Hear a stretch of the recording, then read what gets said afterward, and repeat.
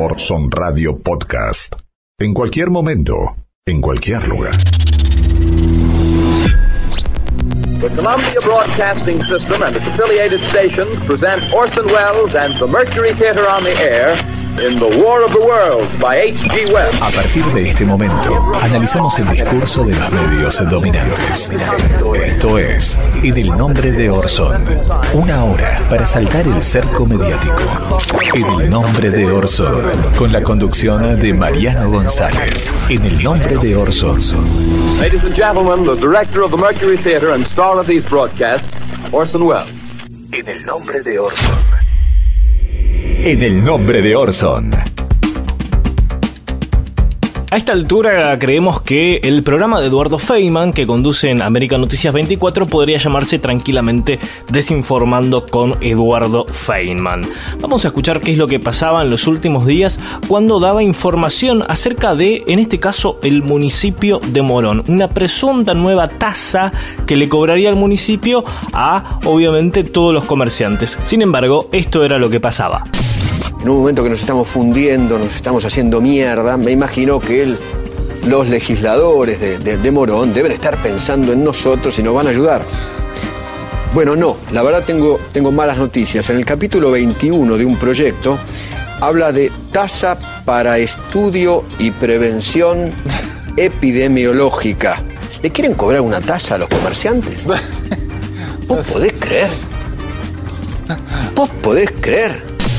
Bueno, el municipio de Morón, le agradecemos al municipio, nos dice que no va a haber aumento de tasa para los comerciantes, menos mal, que solamente va a haber una tasa especial que va a pagar el 4% de las empresas, como los bancos o el bingo, Así que los comerciantes no.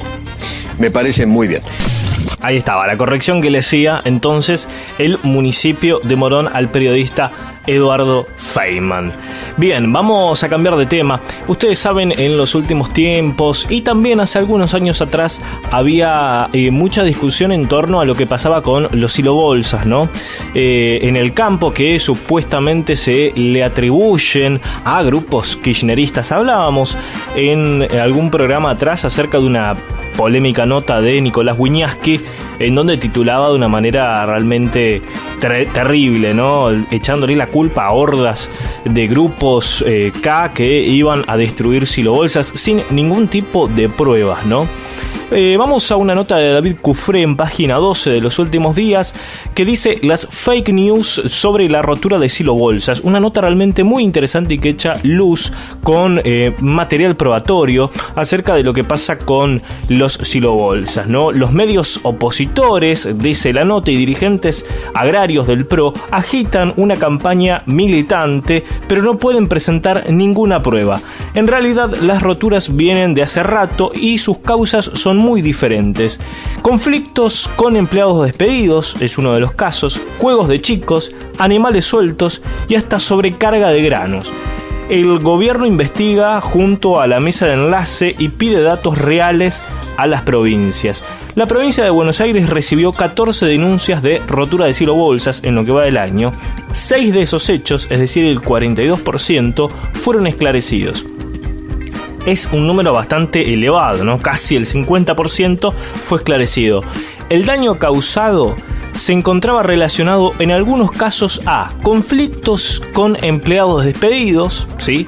En otros menores que jugando sobre el silo produjeron el estallido del mismo. Hay un caso muy conocido en la provincia de Buenos Aires en donde 2 jóvenes haciendo un TikTok, ¿sí? Terminan rompiendo el silobolsa, ¿no? Esto realmente insólito. Pero bueno, finalmente se terminó comprobando que fue eso y es más, quedó la prueba documentada porque quedó el video grabado, ¿no? Así que en ese caso fue un TikTok el que generó la rotura de uno de los silobolsas. En otros casos, como decíamos recién, fueron causados por animales, ¿sí? Por animales que terminan rompiendo el silobolsa. Esto lo sostiene un informe que realizó la Superintendencia de Seguridad Rural bonaerense para el Ministerio de Seguridad de la Nación en el marco de las investigaciones por los presuntos ataques en este distrito y en otras 3 provincias: Córdoba, Santa Fe y Entre Ríos. La rotura de silobolsas en Buenos Aires también pudo obedecer a la sobrecarga de los llamados chorizos de grano, ¿no? Como se los suele llamar a los silobolsas, ¿no? Es decir, que los productores terminan sobrecargando estos hilos y por la presión que ejerce se terminan rompiendo. Después eso, obviamente, en las investigaciones termina determinándose si es por sobrecarga o no. Muchos de estos casos era por sobrecarga, y no es que alguien viene y los rompe, sino que los cargan de por demás, y bueno, por lo general en algún momento cede eso y terminan rompiéndose. Así que un poco de luz sobre este tema que viene discutiéndose hace mucho tiempo, y por lo general tratan de emparentarlo con un sector político, ¿no? Con el kirchnerismo en este caso. Vamos ahora a otro de los temas de la semana. Tiene que ver con cuestiones relacionadas a la última dictadura cívico-militar. El juez federal Daniel Rafecas identificó un inmueble que había funcionado como centro clandestino de detención en la última dictadura. Esto pasó en el barrio porteño de Floresta, así lo informaba el propio juez. Hola, les habla Daniel Rafecas, juez federal en la ciudad de Buenos Aires. En el marco de la causa del primer cuerpo de ejército que tramita mi cargo desde hace ya 15 años, veníamos desde hace muchos años con información y testimonios de que existía un centro clandestino que dependía de la CIDE, muy cerca de Automotores Orletti, respecto del cual ya hay más de 12 condenados, y que no podíamos descubrir dónde se encontraba. Bueno, finalmente, gracias a un trabajo en conjunto con el equipo argentino de antropología forense y con algunas víctimas del terrorismo de Estado, logramos finalmente identificar ese lugar, que era una vivienda. Esto es En el Nombre de Orson. Estamos desde FM Freeway 90.7 de Ramos Mejía. Retransmiten la radio pública de Ituzaingó, FM 89.3 y FM Radio La Uni 91.7. También nos podés escuchar desde nuestro podcast en Spotify. Nos encontrás como En el Nombre de Orson. En el Nombre de Orson. Primer resumen de la semana. En este caso vamos a escuchar a Viviana Canosa en su programa de Canal 9 haciendo el ridículo, ¿no? Con un comerciante de un conocido restaurante porteño, en donde Viviana Canosa trata de llevar la charla hacia un lugar, ¿no? Tratando de atacar al gobierno, y fíjense lo que pasa con el comerciante. Nosotros los bancos son bancos privados donde tenemos cuentas. Se solidarizaron conmigo. El otro día me llamaron las carpetas de los gastronómicos y los comercios. Nosotros venimos de pasar 2 o 3 años muy malos. A ver, ¿qué negocio dejó ganancia en los últimos 3 años? No sé, dejarían otra cosa, pero gastronómicamente no hay ganancias en los negocios. Venimos empatando, perdiendo. Yo, antes de empezar todo esto, todos los días cuando me iba para mi casa iba pensando y ¿podré cumplir este mes con las cargas sociales, los sueldos, el alquiler y todo? Te lo juro, yo no miento. Bueno, perdón, José, eso a los políticos no les pasa, porque los políticos no pagan sueldos, ¿viste? Tienen, como pymes, tienen como 65 asistentes, van a un programa y llevan el tipo que le maneja la cuenta de Twitter, la cuenta de Instagram, le saca la foto, le manda las flores a la mujer, le manda bombones al amante, le manda... Es como tienen, y lo pagamos nosotros. Los que no dormimos somos nosotros, que tenemos responsabilidad para... Es una idea, Vivi. No es una idea. En este momento, que te digan que te vengan en tu casa y no tenés para pagar. En el gobierno en el cual estamos, que yo al señor Fernández... le mando un saludo grande, no quisiera verme ni en los zapatos de él ni en el pantalón de él, porque no tiene culpa de esta pandemia. Pero bueno, esta gente que está ahora siempre dio de comer a todo, siempre salió a... reparten un poco más. Anteriormente, ¿qué nos repartieron? Palos por la cabeza, tarifazos. José, si yo en los 4 años que estuve no la vi pasar ni por el lado mío. Saben que nos pueden seguir en Facebook, nos buscan como En el Nombre de Orson.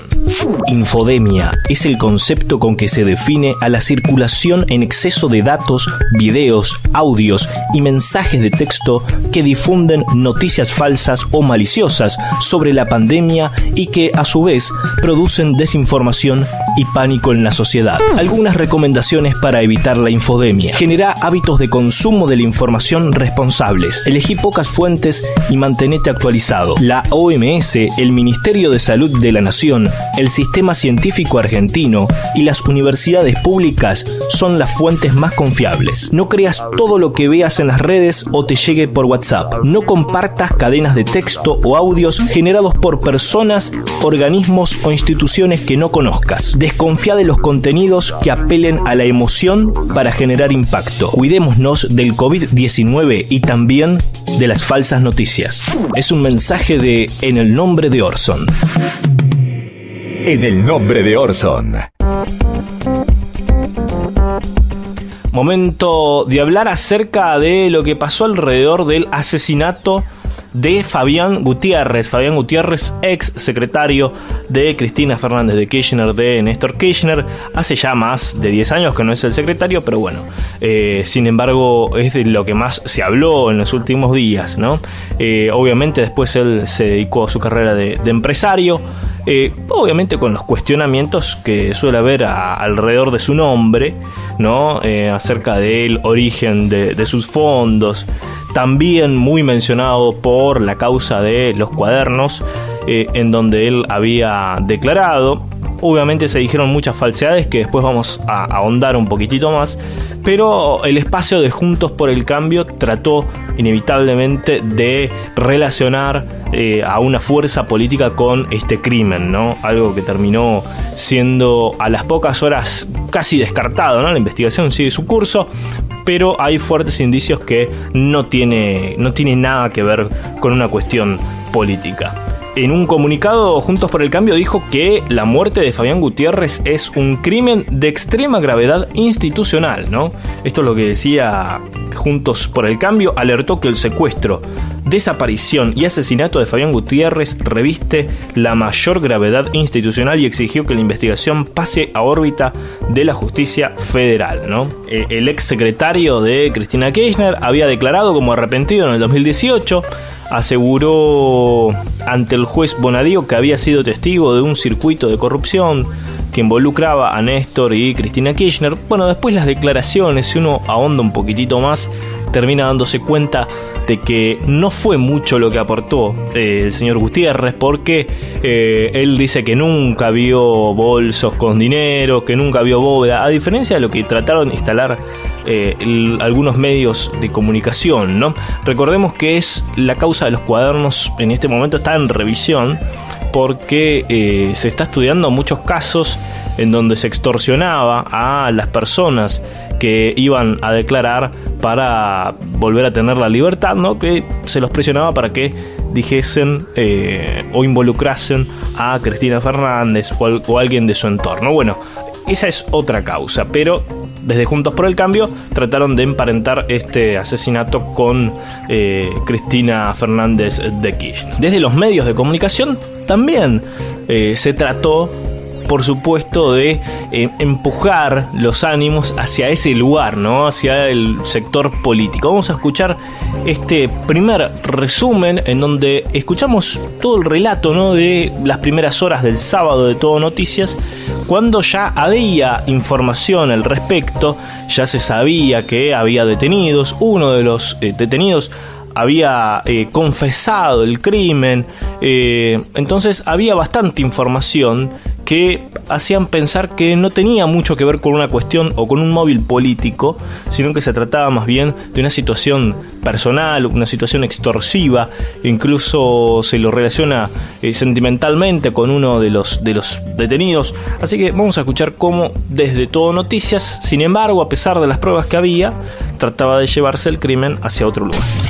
Mucho por investigar, ¿no? El juez está haciendo algunas, digamos, presunciones. A pocos minutos de haberlo encontrado, obviamente que se va a tener que investigar por la figura ¿no?, de la cual estamos hablando, no es una persona común, es un hombre que había testificado, que había sido muy cercano a los Kirchner y que había testificado en la causa de los cuadernos, con lo cual hace que se tenga que investigar todo. Pero el juez desde un principio está tratando de, digamos, de hablar de una situación personal o económica entre quienes lo habrían matado. Entiendo que esta no es una pata para descartar en la investigación, digo, por todos los antecedentes. Se va a trabajar lo que fue su participación en la causa de los cuadernos.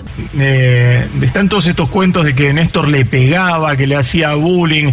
Después están las historias de maltrato de Cristina. Que hace ruido que es la fiscal, ¿no?, la hija de la gobernadora, obviamente muy ligada a los Kirchner, que se investiga a un hombre que fue muy cercano a los Kirchner, y la fiscal es una familiar directa, ¿no? Es como que allí mete ruido. Y bueno, y ahora las hipótesis, ¿no? Si es que estaban buscando dinero, si es que estaban buscando tesoros escondidos. Luego Todo Noticias habla con el juez de la causa y esto pasaba. Mire, por eso vuelvo a repetir, el móvil pudo haber sido porque faltaron de la vivienda un televisor, un equipo de música, pudo haber sido o una relación, digamos, a ver, como hablamos al comienzo, sentimental, donde se produjo un desacuerdo, y bueno, y comenzó la agresión, o pudo haber sido un arreglo a una cosa premeditada donde hubo acuerdos para proceder a obviamente a torturar y apoderarse de las cosas de esta persona. Ahora usted sabe que, como Fabián Gutiérrez sabe bien, había sido secretario de el matrimonio Kirchner, además se había declarado como arrepentido en una causa muy sensible como es la causa de los cuadernos. Mucho se ha especulado en estas horas con la posibilidad de que su muerte tenga algo que ver con esta situación, justamente con la política, con las sospechas de corrupción. ¿Usted tiene algún elemento que le permita introducir esto como parte de la investigación o descartarlo hasta ahora? Mire, yo no tengo ningún elemento que me indique que puede haber sido una cuestión política y que tenga que ver con lo que usted me acaba de mencionar. El presidente de la Nación, Alberto Fernández, fue consultado al respecto y esto es lo que decía. Aprovechamiento de la muerte para tratar de reinstalar un tema penoso, que necesita ser juzgado seriamente, que necesita de racionalidad jurídica, que necesita de jueces probos que se ocupen del tema. Reinstalar el tema es la verdad, de una miserabilidad absoluta. Yo, por supuesto, todos queremos saber qué pasó con Fabián Gutiérrez, quién nos mató, cuáles fueron los móviles, pero solamente insinuar que eso ocurrió por motivo de la causa que se conoce como la causa de los cuadernos y que el gobierno puede estar involucrado en eso, es realmente una actitud tan miserable que es difícil de entender, es muy difícil de entender. Que nos ganan los que odian, que estamos muertos como sociedad, pero que 3 presidentes de 3 partidos, del PRO, de la Unión Cívica Radical y de la Coalición Cívica, se animen a firmar un documento como el que ayer firmaron, sembrando dudas sobre las razones de la muerte de Fabián Gutiérrez, es realmente canallesco, en un momento además en que toda la sociedad está sensibilizada, pues nos toca pasar un momento lamentable como el momento de la pandemia. ¿Quién puede ganar con esta muerte? Yo le pido a la gente que reflexione un instante, porque intentan confundirla de modo permanente. La verdad es que la Argentina necesita que recuperemos la sensatez, que recuperemos el buen criterio, que no nos dejemos llevar por los odiadores de siempre. Bueno, Cristian Sanz es periodista de periódico Tribuna. Creo que debe haber sido uno de los sitios más anti-kirchneristas desde sus inicios, desde el inicio del kirchnerismo hasta ahora, digámoslo de esta manera. Uno de los sitios que más ha combatido a ese espacio político, ¿no? Sin embargo, cabe recalcar una nota que publicó Cristian Sanz que habla acerca de las fake news que giraron en torno de el crimen de Fabián Gutiérrez, ¿no? Bueno, se decía que Gutiérrez estaba en el programa de protección de testigos, algo que repitieron varios legisladores de Juntos por el Cambio. Bueno, esto es falso, dice Cristian Sanz. El Ministerio de Justicia aclaró públicamente que el exsecretario presidencial nunca integró el programa y que ninguna autoridad judicial solicitó a esta cartera que se le brinde un resguardo, ¿no? El primero en aclararlo a primera hora fue este periodista, ¿no? Cristian Sanz. Otra de las cosas que se dijo: el Estado Nacional tendría que haberle impuesto a Gutiérrez incorporarse al programa Protección de Testigos e Imputados. Esto es falso, dice Cristian Sanz. El artículo número 2 de la ley 25.764 es claro al respecto. Dice: las medidas de protección serán dispuestas de oficio o a petición del fiscal por el juez o el tribunal a cargo de la causa que se recibiera la declaración que justificara tal temperamento. Ergo, quien debió ofrecerle protección es Claudio Bonadío, luego, que en paz descanse, luego de aceptarlo como testigo arrepentido. En su defecto debería haber sido el fiscal Carlos Stornelli, ¿no? Así que fíjense dónde están las responsabilidades. Y dicho sea de paso, Fabián Gutiérrez nunca pidió ingresar a ese programa. Otra de las cosas falsas que se decía: el crimen afecta la prueba que Gutiérrez aportó a la causa. Esto es falso. Fabiana León, la fiscal federal a cargo de la acusación, en el juicio que deberán afrontar la vicepresidenta y otros funcionarios, aseguró que el asesinato de Fabián Gutiérrez no pone en riesgo las pruebas que aportó en el expediente. Dicho sea de paso, pruebas que de verdad no son de gran ayuda a la causa. Otra de las cosas falsas que se dijeron: Gutiérrez estaba por aportar información clave contra Cristina. Esto es falso. Todos los aportes del exsecretario de la hoy vicepresidenta ya habían sido hechos en la justicia oportunamente. Él mismo aclaró más de una vez que no tenía más nada que aportar. Cristina mandó a matar a Gutiérrez por sus revelaciones. Esta es otra de las cosas que se decían en redes sociales. Por ejemplo, bueno, esto es falso. Al menos no hay un solo elemento o indicio que direccione la investigación en ese sentido. El propio juez descartó el móvil político, lo escuchábamos hace un ratito, e incluso la familia del exsecretario de Cristina emitió un comunicado pidiendo que se apartase de especulaciones dolorosas, ¿no? El abogado de la familia también descarta la posibilidad de que haya alguna vinculación política. Gutiérrez tuiteó que tenía información que podía llevar a Cristina a la cárcel. Falso. Ya fue refutado por el mismo periodista que escribe la nota. Se trata de un supuesto tuit del 4 de noviembre del 2019, emitido por una cuenta inexistente y que luego se comprobó que era una cuenta fake de Fabián Gutiérrez. Bueno, el mismo sábado, en otra muestra de nado sincronizado de algunos medios de comunicación, llamó mucho la atención que tanto La Nación como Clarín titularan de la misma manera. Sí, el mismo título en los dos diarios. Es realmente llamativo. Esto nos hace pensar, obviamente, que hay llamados por la noche diciendo o tratando de ponerse de acuerdo, ¿no?, a la hora de poner un título, porque si no es muy sospechoso. La Nación dijo: conmoción por el asesinato del ex secretario de Cristina. Y Clarín pone, con una foto que es prácticamente la misma, foto: conmoción por el asesinato del ex secretario de Cristina Kirchner. Nada, una sola palabra de diferencia. La Nación le dice Cristina y Clarín Cristina Kirchner. Y es la foto del momento en que encuentran el cuerpo, ¿no? Realmente la misma foto y el mismo título en dos diarios. Llamativo. En el nombre de Orson. Momento de hablar de fake news, porque en los últimos días, ¿quién les habla? He recibido una llamada supuestamente del ANSES para decirme que ya me había sido otorgado el ingreso federal de emergencia, el IFE, esta suma de 10.000 pesos que da el gobierno. Bueno, obviamente terminé cortando la llamada, pero luego investigando un poco, es cierto, denuncian que hay nuevas estafas por el ingreso familiar de emergencia. Delincuentes realizan llamadas telefónicas desde Córdoba, por lo que estuve observando y averiguando, y piden datos con la excusa de entregar el subsidio. Diversas denuncias afirman que los ladrones suelen comunicarse con el pretexto de transferir el dinero correspondiente del ingreso federal de emergencia. Las víctimas proporcionan ciertos datos y los estafadores, que incluso se identifican con el logotipo de ANSES, logran acceder a las cuentas bancarias y retirar el dinero. Vamos a escuchar este extracto del Canal 10 de Córdoba, que emitió el siguiente informe con una de las damnificadas que grabó uno de los llamados. Un audio que es muy concreto y que le puede servir a usted que esté en su casa. Si recibe un llamado, sepa que esto no es del organismo oficial y que hay un intento de robo o intento de estafa seguramente detrás. ¿Con quién tengo el gusto? Pero vos me estás hablando a mí. ¿Con quién tengo el gusto, por favor? Pero vos me estás hablando a mí. Vos tenés que saber mi nombre.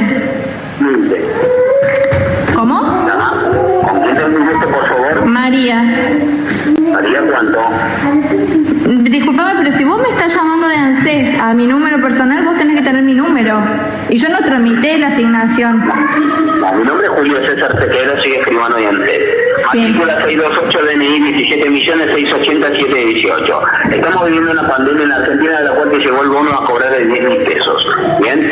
Perfecto. Nombre completo y los últimos 3 dígitos de su DNI para certificar que estoy hablando con la persona indicada, por favor. Los últimos 3 dígitos de su DNI y nombre completo, por favor. María García 832. Me da un poco de mala espina de que me estés pidiendo datos desde el ANSES si vos, en teoría, deberías saber vos mi segundo nombre. Escúchame, María, por favor, no estoy para payasada ni tampoco estoy querida, ¿bien? No, yo mucho menos. Me parece que sos un estafador de sos un estafador que se aprovecha de la necesidad de la gente. Eso me parece, Sequeira, mentiroso. ¿Cómo mentiroso? Por favor, María. No estoy para una sopa de letras ni jugar, por favor. No, sos mucho menos. Dejá de aprovecharte la necesidad de la gente, payaso, ridículo. Bien, ahora vamos al sitio chequeado.com. Es falso en las redes, ¿no? Una sección que tienen y hay una desinformación que se repite, ¿no? Constantemente. Donda no dijo: en la izquierda preferimos que todos sean pobres y no que haya desigualdad, ¿no? Haciendo una búsqueda online no se encontraron registros de la supuesta declaración de la titular del INADI y la exdiputada nacional. Tampoco fue registrada porque ningún medio o impreso o online, y no es la primera vez que circula esta versión. También se replicó varias veces otra desinformación sobre la funcionaria nacional y obviamente al ser consultada ella dijo: la verdad que en ningún momento dije o expresé estas palabras en ningún medio de comunicación, ni siquiera en la vida personal. Entonces esta frase de Victoria Donde, en la izquierda preferimos que todos sean pobres y no que haya desigualdad, es falsa. Esto circuló por varias páginas de Facebook y también, por supuesto, a través de Twitter. En el nombre de Orson, entrevistas difíciles de olvidar. El poder de la palabra en boca de los grandes referentes de Argentina y el mundo. Ahora, palabras autorizadas.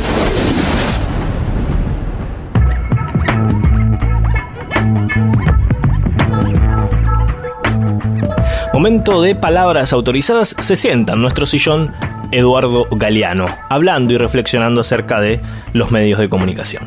Son grandes medios de comunicación que confunden la libertad de expresión con la libertad de presión y que han sido definidos con mano maestra por algún anónimo que en un muro escribió: nos mean y los diarios dicen llueve. El mundo está organizado de tal manera que tenemos el derecho de elegir la salsa con la que seremos comidos. Dicen que es un mundo democrático, pero yo me pregunto hasta qué punto es democrático un mundo donde la soberanía se ha convertido, la soberanía de los países se ha convertido en un objeto de museo. El organismo que gobierna a los gobiernos en el mundo de hoy, el Fondo Monetario Internacional, está dirigido por 5 países y da las órdenes a casi todos los países del mundo. ¿Podemos hablar de un mundo democráticamente organizado cuando el mundo depende de 3 organismos no democráticos que toman las decisiones en lugar de la humanidad? Ellos velan por la paz mundial, velan por la paz mundial, pero son también los 5 principales fabricantes y vendedores de armas en el mundo. Estados Unidos, Inglaterra, Francia, Rusia y China. Los 5 principales fabricantes de armas en el mundo son los que tienen a su cargo nuestra paz. Así nos va. En el nombre de Orson.